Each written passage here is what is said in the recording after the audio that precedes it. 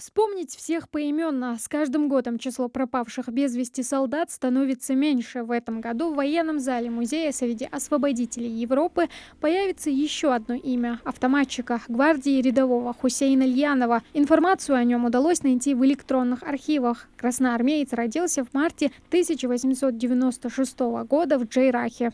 Он в 1935 году уехал в Узбекистан, затем переехал в Москву.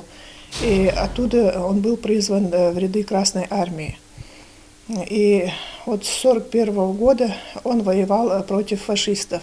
У работников музея нет никаких фотографий Хусейна Льянова, но это ничуть не умаляет храбрых подвигов, совершенных красноармейцем в годы Великой Отечественной, о чем свидетельствуют и архивные документы. В послужном списке Хусейна Макеевича медаль за отвагу, ордена славы 2 и 3 степени.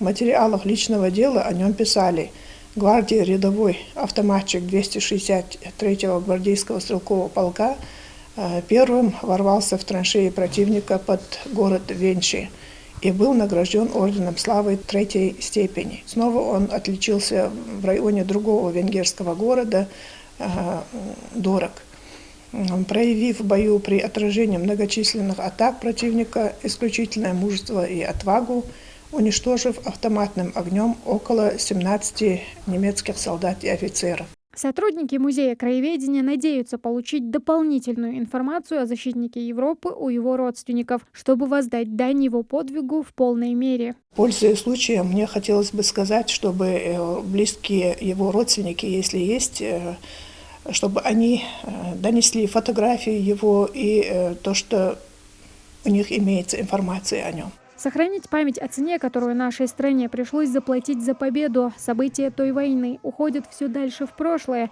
Все меньше остается участников и свидетелей. Долг каждого – не забывать о тех, кто ковал победу. Тамара Хашагульгова, Магомед Дидигов, Новости 24.